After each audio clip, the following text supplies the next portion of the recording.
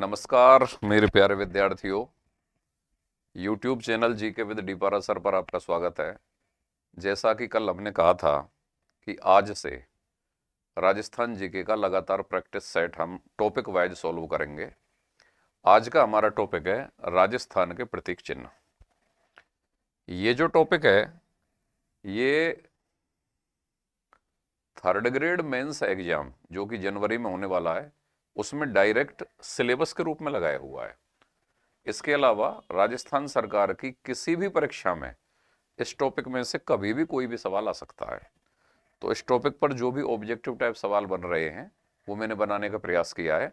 आप रोजाना हमारी ये क्लास अगर ज्वाइन करते हैं यूट्यूब चैनल पर, डेली प्रैक्टिस करते हैं, तो आपकी एक ठीक ठाक वाली तैयारी हो जाएगी। चूंकि ये पहला पीपीटी के माध्यम से पहली क्लास है, आगे जितने भी टॉपिक्स पर क्लास आएगी उस पर सवालों का स्तर और बढ़ता चला जाएगा। चलिए देखते हैं। पहला और बड़ा साधारण सा सवाल है।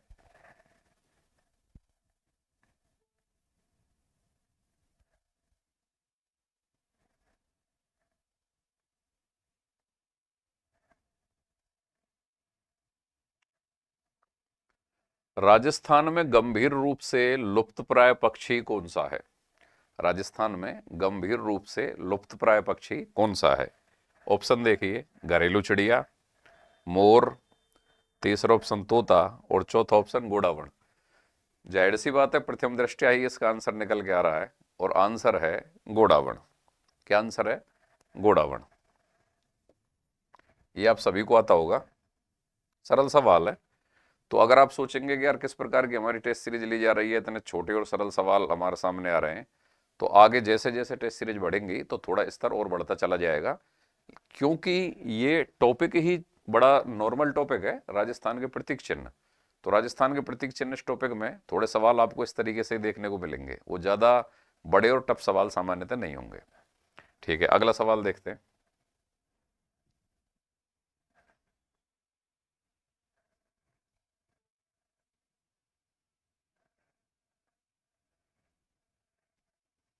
हाँ जी, दूसरा सवाल देखिए।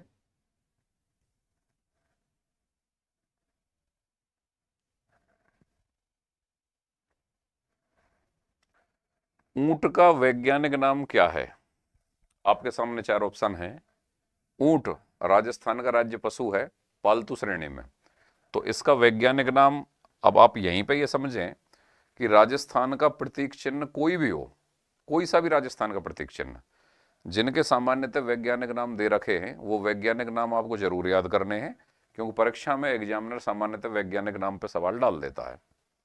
तो ऊंट का वैज्ञानिक नाम क्या है? Camelus dromedarius, Camelus bacterius, Camelus desertius, Camelus Europa. देखो ये फैक्ट है, ये सीधे याद करने पड़ेंगे आपको, इनमें कोई समझने वाला विषय नहीं है। तो कैमेलस ड्रोमेडेरियस इसका राइट आंसर है। आगे देखें।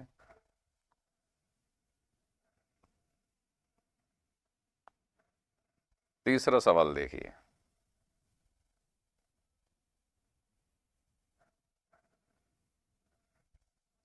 मरुस्थल का जहाज कहलाता है। बिल्कुल नॉर्मल सवाल, बिल्कुल बच्चा सवाल। इस सवाल को तो लगभग छठी सातवीं के विद्यार्थी जान लेते हैं, लेकिन चूंकि राजस्थान के प्रतीक चिन्ह में अगर ये है तो ये है। किसी भी परीक्षा में अगर ये मान लो छोटी परीक्षा जैसे कोई L1 का जो परीक्षा है मेंस, वहां पर राजस्थान पुलिस या कहीं पे भी ये सवाल आ जाए तो आ जाए। तो मरुस्थल का जहाज कौन सा कहलाता है? भेड़ नहीं, बैल नहीं, घोड़ा नहीं, ऊंट। यस। आगे देखें।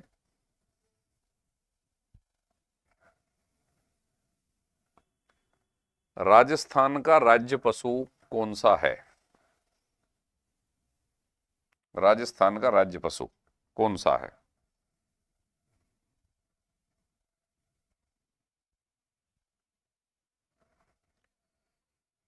हाँ जी, चिंकारा और ऊंट पहला ऑप्शन है।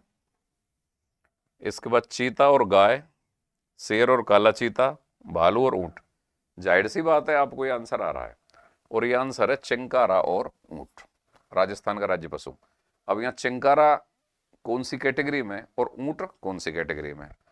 चिंकारा वन्य जीव कैटेगरी में, राजस्थान का राज्य पशु है, और ऊंट पालतू श्रेणी में।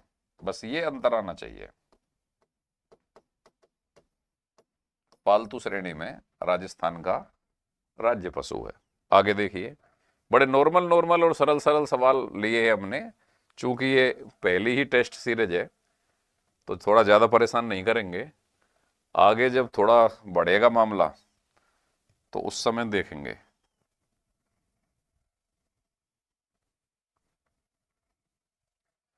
किस वर्ष में बास्केटबॉल को राजस्थान का राज्य खेल घोषित किया गया था? तो पहला सवाल तो यहीं पे देखिए, राजस्थान का राज्य खेल कौन सा है? बास्केटबॉल। अब सवाल यह है कि बास्केटबॉल राजस्थान का राज्य खेल कब बना? ऑप्शन देखें, 1964 में, दूसरा ऑप्शन 1958 में, तीसरा ऑप्शन 1948 में, और चौथा ऑप्शन 1953 में। ये एक ठीक ठाक सवाल है। तो पहला सवाल तो यही है कि राजस्थान का राज्य खेल कौन सा है? बास्केटबॉल। दूसरा सवाल ये है कि बास्केटबॉल राजस्थान का राज्य खेल कब बना?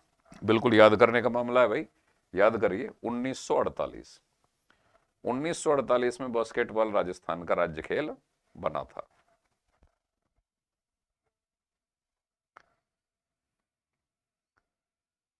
राजस्थान का राज्य खेल है, देखो वही वाली बात आ गई जो दोनों सवाल हम डिस्कस कर चुके हैं। राजस्थान का राज्य खेल कौन सा है? बास्केटबॉल। राजस्थान का राज्य खेल बास्केटबॉल, फुटबॉल, कबड्डी, खो खो, कौन सा है? बास्केटबॉल। अब सवाल यहां से आगे है कि बास्केटबॉल राजस्थान का राज्य खेल कब बना? तो उसका आंसर आ जाएगा 1948 में।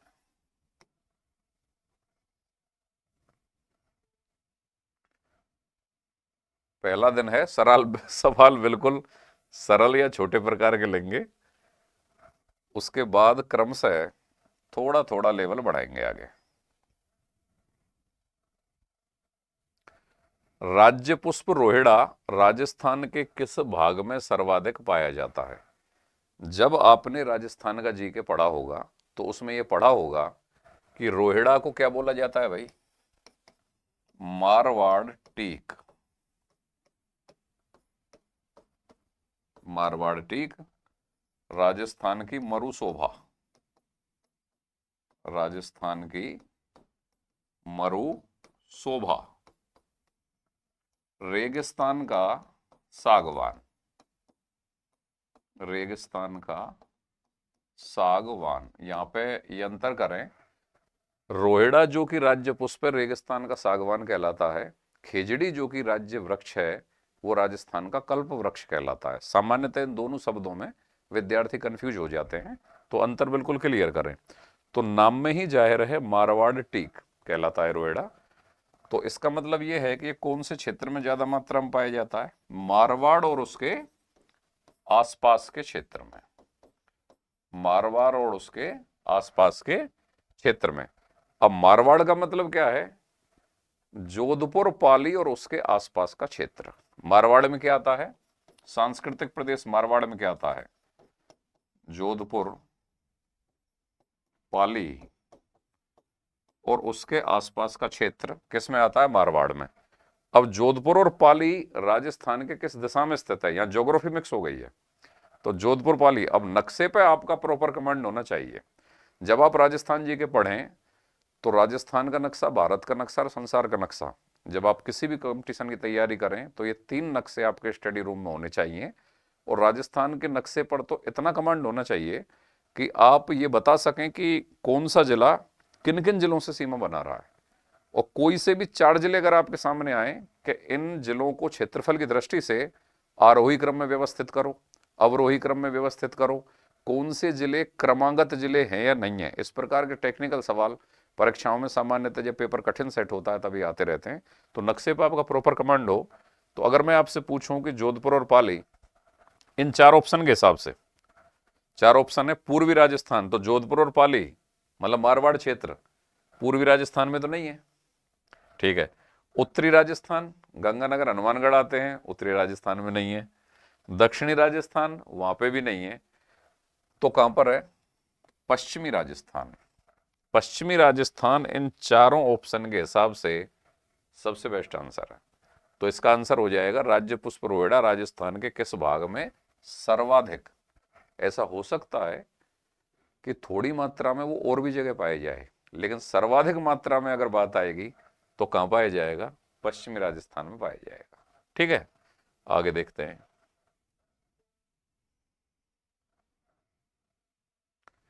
राजस्थान दिवस कब मनाया जाता है? सबसे सरल सवाल, कब मनाया जा रहा है भाई राजस्थान दिवस?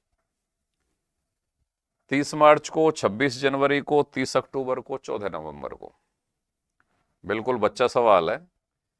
30 मार्च 1949 को राजस्थान के एकीकरण के समय वृहद राजस्थान नामक इकाई का गठन हुआ था। वृहद राजस्थान नामक इकाई का गठन हुआ था और इस इकाई में राजस्थान की लगभग सभी बड़ी प्रमुख रियासतें शामिल हो गई थी, इसलिए इस तिथि को राजस्थान दिवस मनाया जाता है। तो राजस्थान दिवस कब मनाया जाता है? 30 मार्च, 26 जनवरी, 30 अक्टूबर, 14 नवंबर। तो आंसर क्या हो जाएगा? 30 मार्च। अगला सवाल देखिए। राजस्थान का राज्य पुष्प है? बिल्कुल नॉर्मल सवाल है, कौन सा भाई राजस्थान का राज्य पुष्प? अभी थोड़ी देर पहले ही पढ़ा है। राजस्थान का राज्य पुष्प रोहिड़ा, नागकेसर, सूरजमुखी, कचनार। आंसर है रोहिड़ा। राजस्थान के प्रतीक पढ़ रहे हैं आप। अब प्रतीक में तो ये छोटे वाले और सरल सवाल ही आएंगे। यहां पे देखें,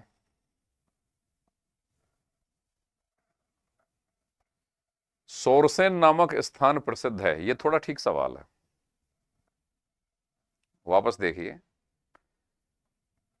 सोरसेन नामक स्थान प्रसिद्ध है, ये थोड़ा ठीक सवाल है। गोडावन पक्षी की शरणस्थली, सर्प अभयारण्य, पान की खेती, पावर प्रोजेक्ट।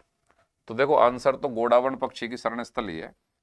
अब गोडावन पक्षी का नाम आते ही राजस्थान का राज्य पक्षी है, और गोडावन प्रमुख रूप से कहां का पाया जाता है? 3 स्थल प्रमुख हैं इसके। एक तो राष्ट्रीय मरु उद्यान में जैसलमेर में, राष्ट्रीय मरु उद्यान में जैसलमेर में। गोडावन की शरण स्थली राष्ट्रीय मरु उद्यान जैसलमेर कहलाता है।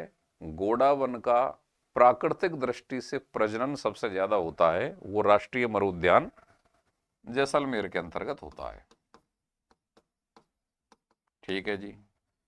एक दूसरा स्थान है सोंकलिया, ये अजमेर में है, ये अजमेर में है। और एक तीसरा स्थान है सोरसेन, सोरसेन 12। गोडावन के ये 3 प्रमुख स्थल हैं जहां पर प्राकृतिक रूप से गोडावन का आवास पाया जाता है। इसके अलावा जोधपुर में पक्षीशाला, जोधपुर की पक्षीशाला, इसमें गोडावन का कृत्रिम प्रजनन, कृत्रिम प्रजनन का पॉइंट है ये। जोधपुर की पक्षीशाला भी गोडावन की कृत्रिम प्रजनन स्थली के रूप में प्रसिद्ध है। तो देखो सवाल क्या है, गोडावन की शरण स्थली अगर कोई राष्ट्रीय उद्यान या अभयारण्य कहलाएगा तो वो राष्ट्रीय मरु उद्यान जैसलमेर, सोंकलिया अजमेर और सोरसेन 12, ये 3 स्थान जहां पर प्राकृतिक दृष्टि से गोडावन पाया जाता है। अच्छा, जोधपुर की पक्षीशाला गोडावन की कृत्रिम प्रजनन स्थली के रूप में विख्यात है। तो यहां आपका सवाल क्या है, सोरसेन नामक स्थान किस चीज के लिए प्रसिद्ध है? गोडावन पक्षी की शरण स्थली के लिए। More correct answer. आगे देखिए।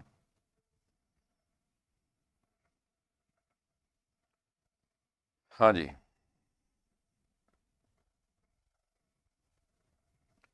राजस्थान का राज्य पक्षी, राज्य वृक्ष और राज्य पशु को सही सुमेलित कीजिए। तो राज्य पक्षी कौन सा है भाई? गोडावन। ठीक है जी। राज्य वृक्ष कौन सा है? खेजड़ी। और राज्य पशु कौन सा है? अब पशु चिंकारा भी है वन्य जीव श्रेणी में, और पालतू श्रेणी में ऊंट भी है। अब ऑप्शन देख लो क्या दे रखा है। गोडावण, बबूल, ऊंट। तो गोडावण भी ठीक है, ऊंट भी लगभग ठीक है, लेकिन बबूल ठीक नहीं है। मोर, खेजड़ी, ऊंट गलत। कबूतर, बबूल गलत। गोडावण, खेजड़ी और चिंकारा। गोडावण, खेजड़ी और चिंकारा, आंसर ये है। चलिए आगे देखो, बच्चा बच्चा सवाल अटेम्प्ट करो, सरल वाले। हाँ जी। राजस्थान के राजकीय वृक्ष का वैज्ञानिक नाम। तो राजकीय वृक्ष कौन सा है भाई? खेजड़ी। और जैसा कि मैंने आपको बताया है, राजस्थान के प्रतीक चिन्ह जितने भी हैं, उनके जो भी वैज्ञानिक नाम है वो आपको याद होना चाहिए। एग्जामिनर कभी भी सवाल डाल सकता है। तो यहां पे देखें, खेजड़ी का वैज्ञानिक नाम टेकोमेला एंडुलेटा। टेकोमेला एंडुलेटा रोएड़ा का वैज्ञानिक नाम है, खेजड़ी का नहीं है। प्रोसोपिस सेनेरेरियम या प्रोसोपिस सेनेरेरिया, खेजड़ी का वैज्ञानिक नाम ये है। ये सवाल बिल्कुल याद करने वाला सवाल है, सीधे याद हो जाना चाहिए। तो आगे तो बढ़ने की जरूरत ही नहीं है, आगे बढ़िए अगला सवाल।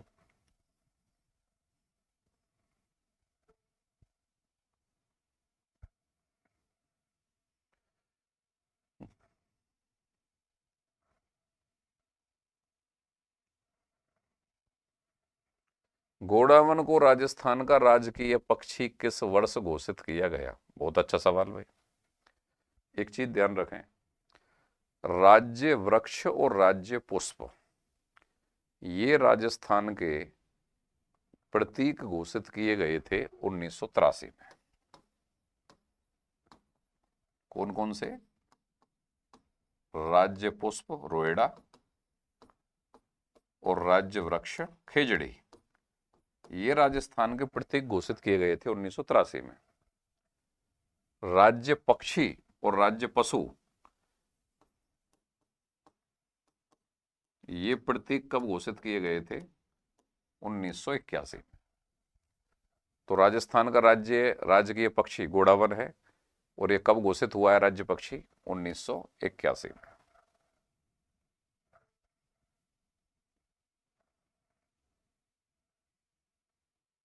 सिंपल सवाल, निम्नलिखित वृक्षों में कौन सा राजस्थान का कल्प वृक्ष कहलाता है? कल्प वृक्ष की जहां तक बात होगी, खेजड़ी आंसर आएगा। और कल्प वृक्ष के अलावा अगर सागवान की बात होगी तो रोएड़ा आंसर आएगा। तो यहां पे सवाल क्या है?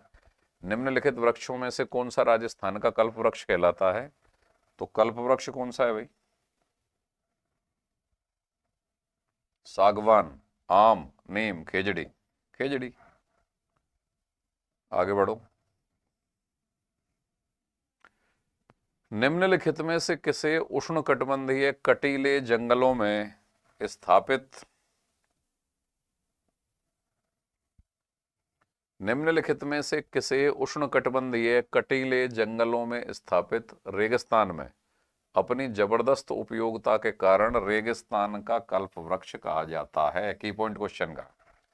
तो रेगिस्तान का कल्प वृक्ष या राजस्थान का कल्प वृक्ष, कुछ भी शब्द डाले, लेकिन शब्द कौन सा होगा? कल्प वृक्ष। तो आंसर हमेशा क्या जाएगा? खेजड़ी। और अगर कल्प वृक्ष की जगह यहां पर सागवान होगा, रेगिस्तान का सागवान या राजस्थान का सागवान, लेकिन शब्द कौन सा होना चाहिए? सागवान। तो फिर यहां क्या उत्तर आ जाएगा? रोएड़ा।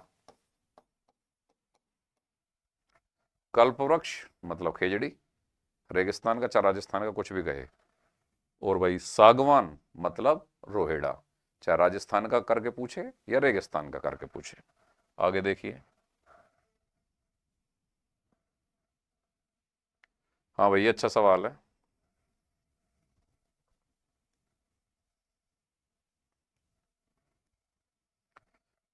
निम्नांकित को सुमेलित कीजिए। राजस्थान राज्य के प्रतीक चिन्ह, मतलब ठीक है ये प्रतीक चिन्ह है, और वैज्ञानिक नाम, ये वैज्ञानिक नाम है। फूल, तो फूल कौन सा है? रोएड़ा। पशु कौन सा है? चिंकारा। पेड़ कौन सा है? खेजड़ी। पक्षी कौन सा है? गोडावन। तो जैसा कि आपको बताया गया है कि राजस्थान के जो प्रतीक चिन्ह हैं इनके नाम आपको पक्का आना चाहिए। ठीक है भाई। तो सबसे पहले तो राज्य का पेड़, पेड़ कौन सा? खेजड़ी, प्रोसेपिस सिनेरेरिया। ये तो सवाल अटेम्प्ट करने का टेक्निक देखिए। सी पे 4, यहां पे आप कंफर्म है।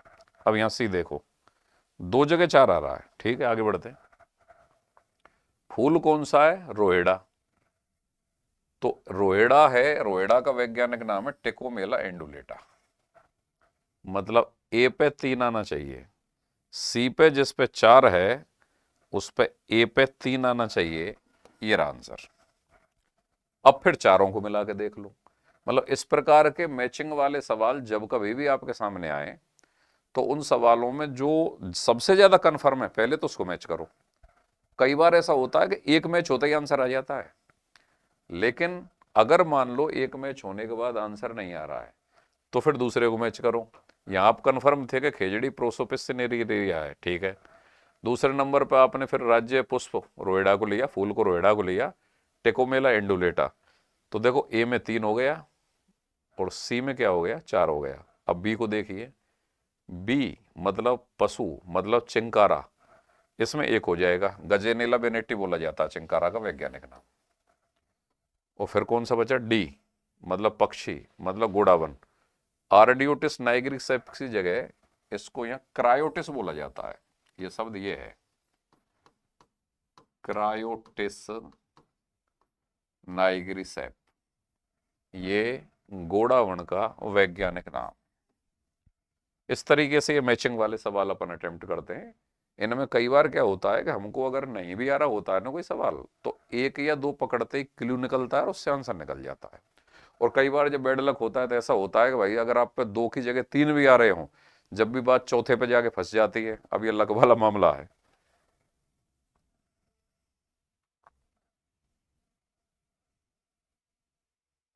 ग्रेट इंडियन बस्टर्ड किसे कहते हैं?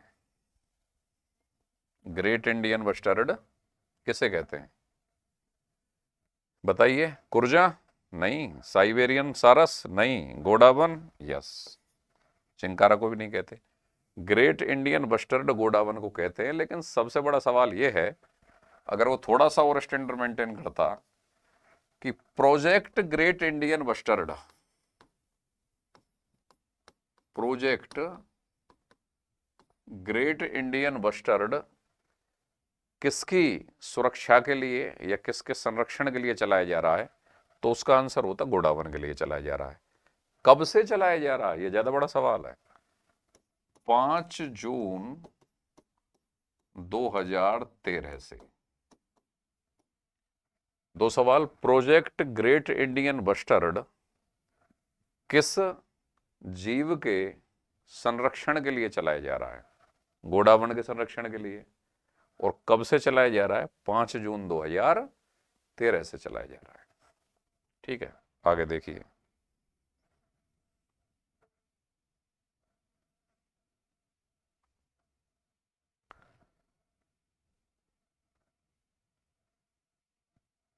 निम्नलिखित में से कौन सा राजस्थान राज्य वृक्ष है? सिंपल सवाल, खेजड़ी राज्य वृक्ष है। बबूल, महुआ, नीम, खेजड़ी, खेजड़ी। अब बताओ, ऐसे सवाल अगर पेपर में आ जाएं तो थोड़ा सा मेरिट किस जगह पे जाएगी?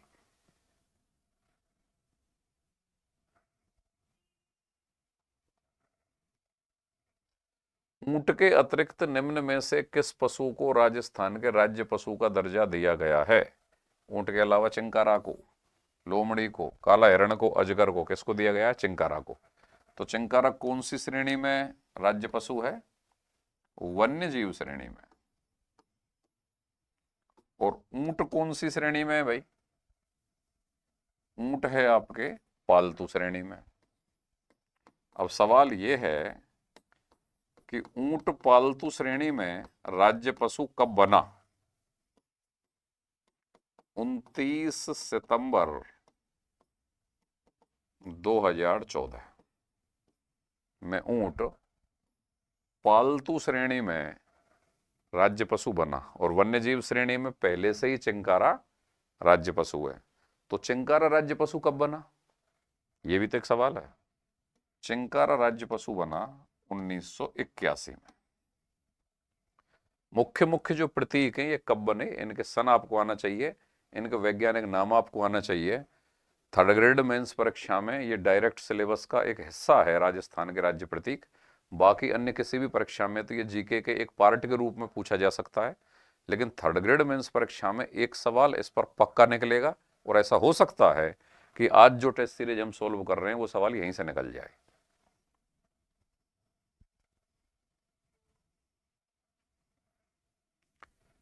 हाँ जी, राजस्थान का राज्य पक्षी बताओ भाई कौन सा है? पन्ना कबूतर, नीलकंठ पक्षी, गोडावण या ग्रेट इंडियन बस्टर्ड या चिलमिया। तो ये सवाल आप पढ़ चुके हैं, अब थोड़ा नए रूप में आ गया है, तो दोबारा देख लीजिए। राजस्थान का राज्य पक्षी गोडावण या ग्रेट इंडियन बस्टर्ड। और सवाल ये है कि ग्रेट इंडियन बस्टर्ड कब चलाया गया, और ग्रेट इंडियन बस्टर्ड के बारे में फिर और सारी जानकारियां कि इसमें कौन कौन से राज्य शामिल हैं, राजस्थान और गुजरात, इनके अंतर्गत ग्रेट इंडियन बस्टर्ड चलाया जा रहा है। और अंतर्राष्ट्रीय गोडावण के लिए अंतर्राष्ट्रीय वर्ष यूएनओ ने 2024 को घोषित किया है। ये बड़ा सवाल है भाई, कौन से वर्ष को यूएनओ ने अंतर्राष्ट्रीय गोडावण वर्ष डिक्लेयर किया है? 2024 को। और एक चीज और देख लीजिए, पूरी दुनिया में ये विलुप्त प्राय कैटेगरी में आ चुका है। पूरी दुनिया में केवल 200 गोडावण बचे हैं और इन 200 गोडावण का 90% अकेले राजस्थान में है। तो दुनिया में गोडावण की सर्वाधिक संख्या कहां पर है? राजस्थान में। आज थोड़ा मुझे लगता है कैमरे की क्वालिटी में कोई कुछ मामला ऊपर नीचे हो रहा है, चलो कुछ ठीक करेंगे इसको। हाँ जी,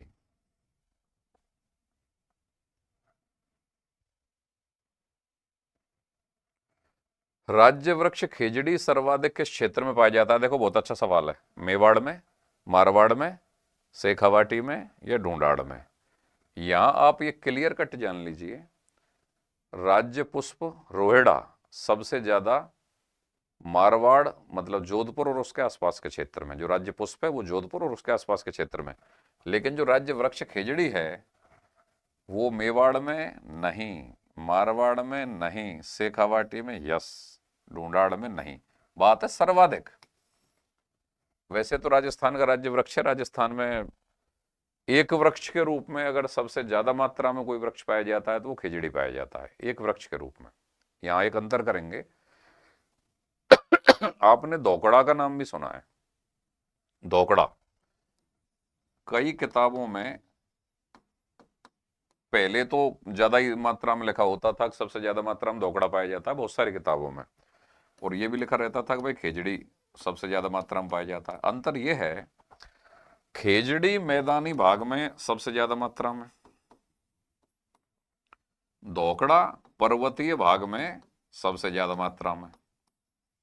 लेकिन दोनों में से भी खेजड़ी एक वृक्ष के रूप में सबसे ज्यादा मात्रा में। दोबारा अंतर कर लो, राजस्थान में मैदानी भाग में कोई एक वृक्ष अगर सबसे ज्यादा पाया जाता है तो खेजड़ी, राजस्थान में पर्वतीय क्षेत्र में कोई एक वृक्ष अगर सबसे ज्यादा पाया जाता है तो धोकड़ा, लेकिन पर्वतीय मैदानी या पूरे क्षेत्रफल को देखते हुए कोई एक वृक्ष अगर सबसे ज्यादा पाया जाता है तो वो खेजड़ी।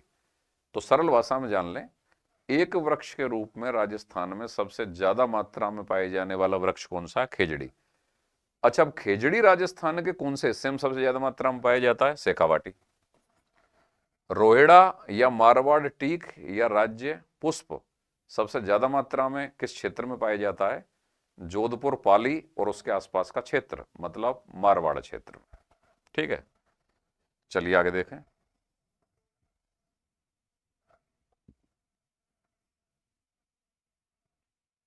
हाँ भाई, अच्छा सवाल है।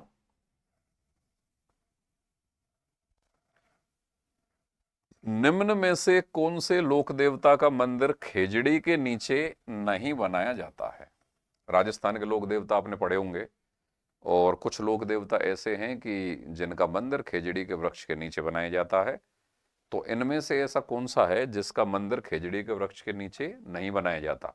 मतलब कोई से 3 ऐसे हैं जिनका खेजड़ी के वृक्ष के नीचे है, और एक ऐसा है जिसका खेजड़ी के वृक्ष के नीचे नहीं है। तो देखिए, जुंजाड़ जी बिल्कुल, इसका मंदिर खेजड़ी के वृक्ष के नीचे, जुंजाड़ जी का। गोगा जी का मंदिर भी खेजड़ी के वृक्ष के नीचे। केसरिया जी का मंदिर भी खेजड़ी के वृक्ष के नीचे। रामदेव जी का मंदिर खेजड़ी के वृक्ष के नीचे नहीं है। रामदेव जी का मंदिर खेजड़ी के वृक्ष के नीचे नहीं है। कुल मिला के खेजड़ी के वृक्ष के नीचे जुंजाड़ जी का मंदिर है, गोगा जी का मंदिर है, याद कर लेना, केसरिया जी का मंदिर है। तो ये 3 लोक देवता ऐसे हैं जिनका मंदिर राजस्थान के राज्य वृक्ष खेजड़ी के नीचे पाया जाता है। इनका मंदिर जुंजाड़ जी, गोगा जी और केसरिया जी, याद करें इनको, इनका मंदिर खेजड़ी वृक्ष के नीचे पाया जाता है।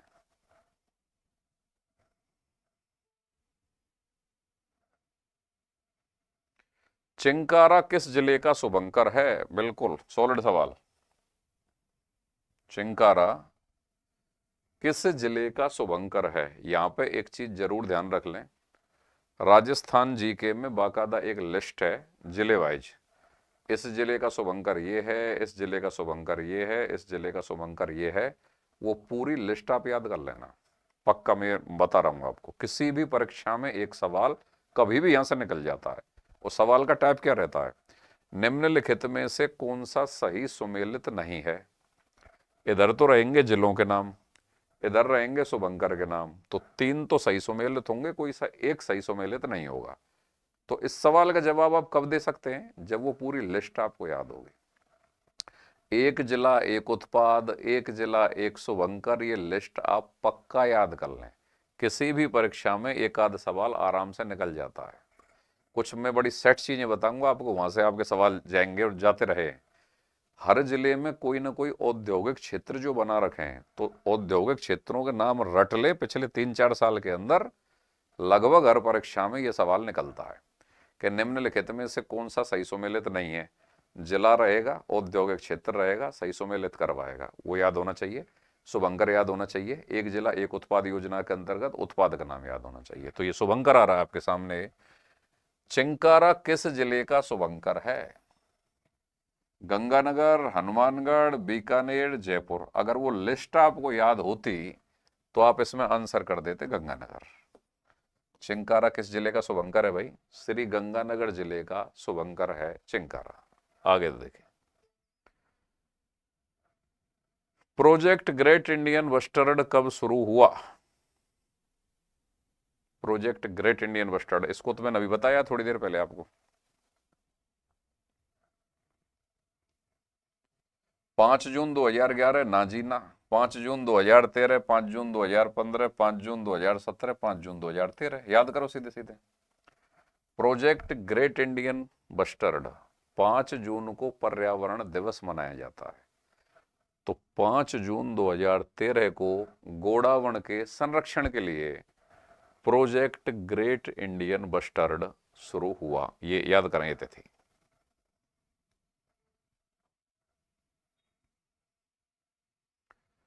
हाँ भाई, एक और इंटरेस्टिंग सवाल, राजस्थान का राज्य वाद्य यंत्र राज्य वाद्य यंत्र कौन सा है? अलगोजा, सारंगी, कमायचा, सेनाई। क्या आंसर आएगा? अलगोजा। याद करने का विषय है भाई, राजस्थान का राज्य वाद्य यंत्र है। अब समझने वाला विषय ये है कि ये जो अलगोजा है, ये कौन से प्रकार का वाद्य यंत्र है? सुसिर मतलब फूंक देकर बजाया जाने वाला है। तत्वाद्य, तार, तार की प्रधानता वाला या तार से बजाने वाला वाद्य यंत्र है। अवनद्ध, चमड़े से मड़ा हुआ वाद्य यंत्र है।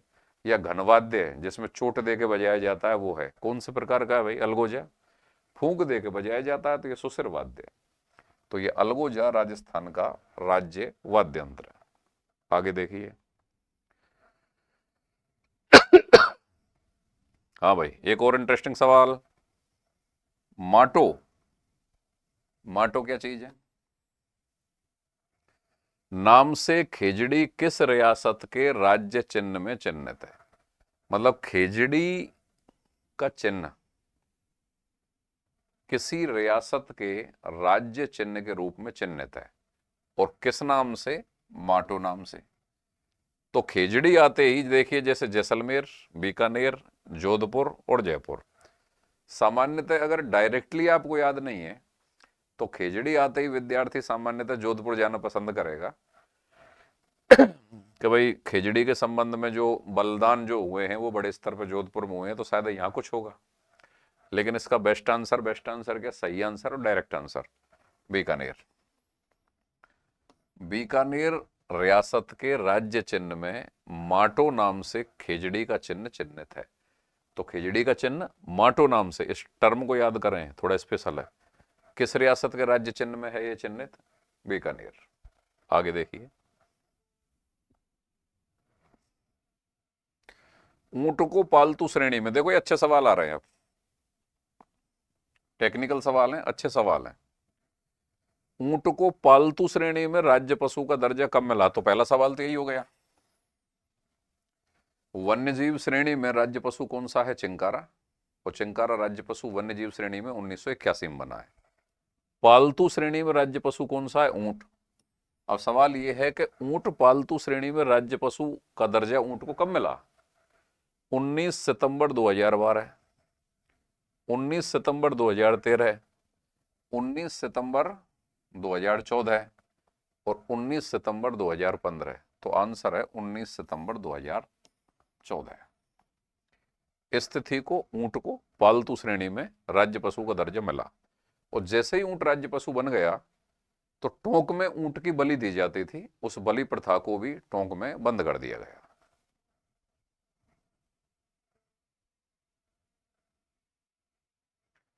ऊंट की पीठ पर श्रृंगार का आभूषण कौन सा है? बहुत अच्छा सवाल। हाँ जी, ऊंट की पीठ पर श्रृंगार का आभूषण कौन सा है? ये सारे आभूषणों से ऊंट का श्रृंगार किया जाता है। इन सारे आभूषणों से ऊंट का श्रृंगार किया जाता है। लेकिन ये जो ऊंट का श्रृंगार किया जाता है, इसमें ऊंट के अलग अलग अंग के श्रृंगार करने के आभूषण अलग अलग हैं। जैसे गोरबंद, गोरबंद ऊंट के गले का आभूषण है। ऊंट के गले का श्रृंगार गोरबंद से होता है। ठीक है भाई। परचनी, परचनी से ऊंट की पूंछ का श्रृंगार होता है। नेवार, ऊंट की नाक का श्रृंगार होता है। और पिलाण, इससे ऊंट की पीठ का श्रृंगार होता है। अब यहां सवाल है कि ऊंट की पीठ पर श्रृंगार का आभूषण कौन सा है? तो आंसर हो जाएगा पिलाण। ये याद कर लेना आप सारे। आगे देखिए, राजस्थान के राज्य गीत केसरिया बालम को पहली बार किस गायिका ने गाया? ठीक ठाक सवाल है। केसरिया बालम का नाम आते ही, केसरिया बालम का नाम आते ही अल्लाह जलाई बाई लोगों को याद आ जाती है। लेकिन यह सवाल का डिमांड आपको पकड़ना है। एग्जामिनर पूछ रहा है राजस्थान के राज्य गीत केसरिया बालम को पहली बार किस गायिका ने गाया? तो यहां अपना कंसेप्ट क्लियर कर लीजिए। मांगी बाई और मौर्य, मांगी बाई आर्य नामक गायिका थी, उदयपुर की रहने वाली थी। इन्होंने राजस्थान के राज्य गीत केसरिया बालम को सबसे पहली बार गाया। सबसे पहली बार मांगी बाई आर्य ने, उदयपुर की रहने वाली हैं, इन्होंने राजस्थान के राज्य गीत केसरिया बालम को सबसे पहली बार गाया। ठीक है। लेकिन अंतरराष्ट्रीय स्तर पर केसरिया बालम को ख्याति जो प्राप्त करवाई है वो अल्लाह जलाई बाई ने करवाई है। तो अब सवाल बन गए दो। केसरिया बालम को पहली बार किस गायिका ने गाया? मांगी बाई ने। बिल्कुल डायरेक्ट सवाल है। इस सवाल का उत्तर पहली बार किस गायिका ने गाया? मांगी बाई आंसर हो जाएगा। और केसरिया बालम को अंतरराष्ट्रीय स्तर पर ख्याति प्राप्त करवाने का कार्य किस गायिका ने किया? अल्लाह जलाई बाई ने किया। ये उस दूसरे सवाल का आंसर होगा, समझ गए। तो यहां सवाल क्या है, पहली बार किस गायिका ने गाया, मांगी बाई। अंतरराष्ट्रीय स्तर पर ख्याति किस गायिका ने प्राप्त करवाई, अल्लाह जलाई बाई। ठीक है, आगे बढ़िए।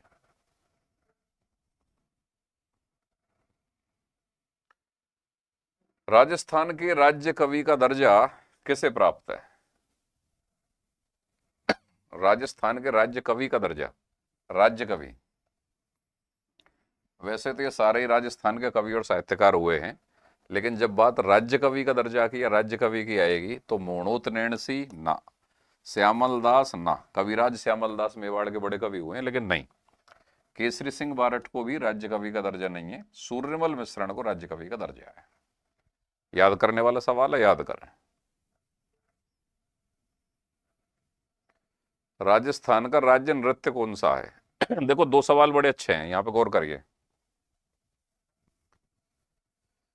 राजस्थान का राज्य नृत्य और एक है राजस्थान का शास्त्रीय नृत्य, शास्त्रीय नृत्य। तो राजस्थान के राज्य नृत्य की जब बात आएगी तो इसका तो आंसर हो जाएगा घूमर। राजस्थान का राज्य नृत्य कौन सा है, घूमर। लेकिन जब राजस्थान के शास्त्रीय नृत्य की बात आएगी तो इसका आंसर हो जाएगा कथक। शास्त्रीय नृत्य कथक है। तो दो सवाल हैं आपके सामने राजस्थान का दो सवाल हैं आपके सामने। शायद आज कैमरा थोड़ा प्रॉब्लम कर रहा है, थोड़ा एडजस्ट कर लेना, सवाल फिर भी देख रहे हैं। राजस्थान का राज्य नृत्य कौन सा, घूमर। राजस्थान का शास्त्रीय नृत्य कौन सा, कथक। शास्त्रीय नृत्य कौन सा है, कथक। ठीक है जी।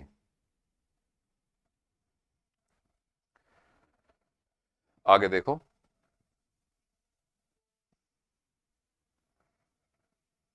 ये आ गया वही अगला सवाल। राजस्थान का शास्त्रीय नृत्य कौन सा है, कथक। राज्य नृत्य कौन सा है, घूमर। शास्त्रीय नृत्य कौन सा है, कथक। अगला देखिए, यूएनओ ने अंतरराष्ट्रीय ऊंट वर्ष, इस पे अपन बात कर चुके हैं वैसे। यूएनओ ने अंतरराष्ट्रीय ऊंट वर्ष किस वर्ष को घोषित किया है। अरे सॉरी, उस जो अभी थोड़ी देर पहले बात की थी उसमें गोडावन शब्द बोल गया था, लेकिन वो गोडावन के लिए नहीं किया गया, ऊंट के लिए किया गया है। यूएनओ ने अंतरराष्ट्रीय ऊंट वर्ष किस वर्ष को घोषित किया है, जो अभी आपको थोड़ी देर पहले बताया गया था। थोड़ा स्लिप, टंग स्लिप हो गया तो वो गोडावन बोल गया, उस जगह पे गोडावन नहीं है, वो ऊंट है असल में, ऊंट के लिए। क्यों, राजस्थान का राज्य पशु ऊंट, इसके लिए यूएनओ ने 2024 को अंतरराष्ट्रीय ऊंट वर्ष, याद कर लेना इसको, अंतरराष्ट्रीय ऊंट वर्ष, राजस्थान का राज्य पशु, उसको, उसके लिए अंतरराष्ट्रीय वर्ष, ऊंट वर्ष, अंतरराष्ट्रीय ऊंट वर्ष कौन से वर्ष को घोषित किया गया है, 2024 को। और अब भाई आज की सीरीज का लास्ट सवाल, आईयूसीएन। आईयूसीएन क्या चीज है पहले दे देखिए। International union for conservation of nature, दोबारा समझिए। इंटरनेशनल यूनियन, इंटरनेशनल यूनियन का मतलब है अंतरराष्ट्रीय संघ, for conservation of nature. Conservation of nature का मतलब है प्रकृति के संरक्षण के लिए अंतरराष्ट्रीय संघ। मतलब प्रकृति में जो जीवधारी पाए जाते हैं उनमें से ऐसे जीवधारी जो विलुप्त हो रहे हैं उनके संरक्षण के लिए अंतरराष्ट्रीय संघ आईयूसीएन है। उसने गंभीर रूप से विलुप्त हो रही राजस्थान की प्रजातियों की सूची में किस जीव को शामिल किया है। एक चीज समझ लें, ये अंतरराष्ट्रीय संस्था अगर अपनी लिस्ट में किसी को शामिल करती है आपके राज्य से, वह क्वेश्चन का बहुत बड़ा पॉइंट बनता है, करंट अफेयर का भी बनता है और बेसिक जीके का भी बनता है। तो आईयूसीएन ने, जो कि अंतरराष्ट्रीय लेवल की एक संस्था है, उसने राजस्थान में विलुप्त हो रही राजस्थान की प्रजातियों की सूची में किस जीव को शामिल किया है, चिंकारा, गोडावन, ऊंट, कृष्ण मृग। तो आंसर तो सब आपके सामने है ही है, गोडावन। विलुप्त प्राय कैटेगरी में है, रेड डाटा बुक के अंतर्गत भी आ चुका है, आईयूसीएन ने भी दे दिया है, ग्रेट इंडियन बस्टर्ड भी भारत सरकार स्टार्ट कर चुकी है। तो गोडावन का संरक्षण और गोडावन को बचाने के लिए ये पूरे प्रयास किए जा रहे हैं। दुनिया में 200 गोडावन है, जिनमें से 90% राजस्थान में। तो ये आज की हमारी सीरीज थी भाई। इस प्रकार की सीरीज जब रोजाना चलेगी यूट्यूब पर, और सवाल थोड़े और स्तरीय थोड़े बढ़ते हुए चले जाएंगे। आप लगातार जुड़े रहें YouTube channel GK with D Parashar पर, और आपकी नॉलेज अपडेट होती चली जाएगी, कंसेप्ट की क्लैरिटी बनेगी। बहुत सारी चीज़ें मैं डिटेल में यहाँ बीच बीच में बताता भी रहूँगा। और बाकी तो आपने पढ़ाई अब तो पढ़ चुके होंगे, पेपर थोड़े दिनों के बाद हैं। और जो बच्चे तैयारी की शुरुआत कर रहे हैं वो यहाँ अपना एग्जामाइन करते रहें धीरे धीरे। और जो बच्चे पहले से पढ़े हुए हैं वो भी, उनको कुछ सवाल तो थोड़ा हो सकता है नए ही मिले रोजाना। आपने चलो 30-35 सवाल अटेम्प्ट किए, उनमें से हो सकता है 3 या 4 सवाल आपको नहीं मिल गए, 5 मिल गए। तैयारी की स्टार्टिंग कर रहे हैं तो हो सकता है 10-15 भी मिल जाएं। तो आप इसको ज्वाइन कर सकते हैं और अपने ज़्यादा से ज़्यादा मिलने वाले जानकार दोस्तों उनको ज्वाइन करवाइए। तो हमारा यूट्यूब चैनल है जीके विद डी पाराशर पर। इस पर आपको आगे और अच्छी अच्छी चीज़ें मिलेंगी। करंट अफेयर्स बहुत डेप्थ में पढ़ाया जाएगा, पीडीएफ के रूप में पढ़ाया जाएगा। जितना भी नेशनल इंटरनेशनल, अभी तो चूंकि राजस्थान में 3rd ग्रेड मेंस की परीक्षा हो रही है जनवरी में, तो राजस्थान के करंट अफेयर पर ही हमारा फोकस रहेगा जनवरी तक। जनवरी के बाद नेशनल इंटरनेशनल करंट अफेयर डालेंगे, चूंकि सब इंस्पेक्टर की परीक्षा होगी अप्रैल में, 1st ग्रेड का होगा मई में, 2nd ग्रेड का होगा जुलाई में। तो जनवरी तक हम राजस्थान जीके का टेस्ट सीरीज और राजस्थान जी के करंट, जनवरी के बाद फिर नेशनल उठाएंगे। जैसे जैसे कंपटीशन आता रहेगा उसके हिसाब से तैयारी। Okay, thank you.